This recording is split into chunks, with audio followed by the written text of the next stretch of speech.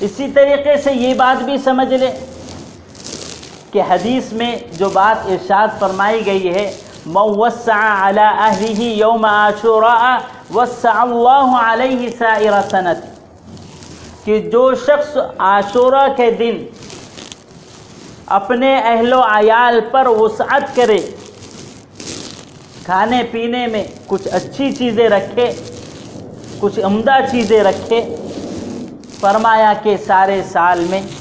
اللہ تعالیٰ اس پر وسعت اور کشادگی فرماتا۔ تو یہ ایک عمل ہے کہ جہاں اور دنوں میں ہم گھر والوں کے لیے کچھ چیزیں لاتے ہیں تو اس دن اس کو تھوڑا سی عمدہ چیزیں لا لے، اچھی چیزیں کھانے پینے میں رکھ دے۔ کہ روزہ بھی ہے تو افطار میں ہم چند چیزوں کو بڑھا دے، تو فرمایا کہ سارے سال میں اللہ تعالیٰ وسعت اور کشادگی فرماتا۔ لیکن کچھ لوگوں نے اس کا غلط مطلب سمجھ لیا اور یہ کیا کہ کھچڑا شروع کر دیا اور شربت شروع کر دیا، کہ جب محرم آتا ہے تو لوگوں کی زبان پر کھچڑا اور شربت آ جاتا ہے۔ یاد رکھیے یہ نبی علیہ السلام کے زمانے میں بھی نہیں تھا، صحابہ میں بھی نہیں تھا، تابعین میں بھی، تبع تابعین میں بھی نہیں تھا، یہ بعد میں شروع ہوا ہے کھچڑا اور شربت۔ اور یاد رکھیے کہ جو چیز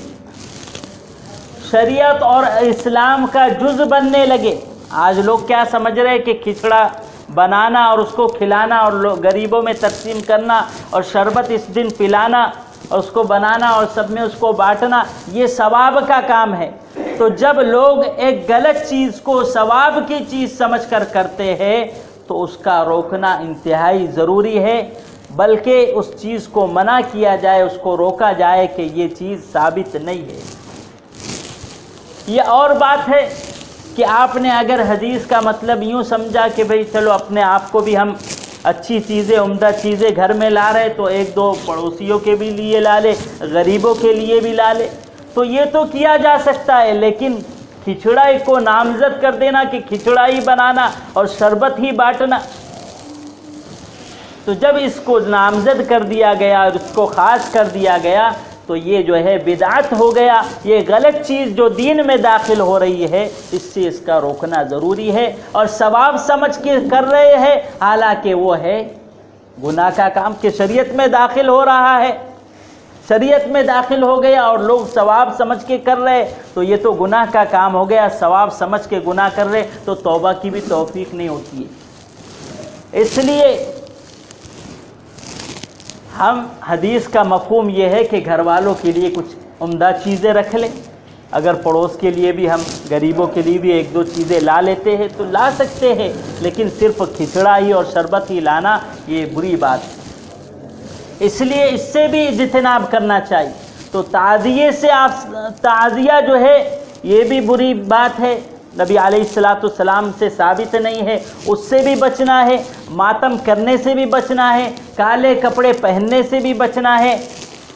اور اسی طریقے سے کھچڑا اور شربت سے بھی بچنا ہے۔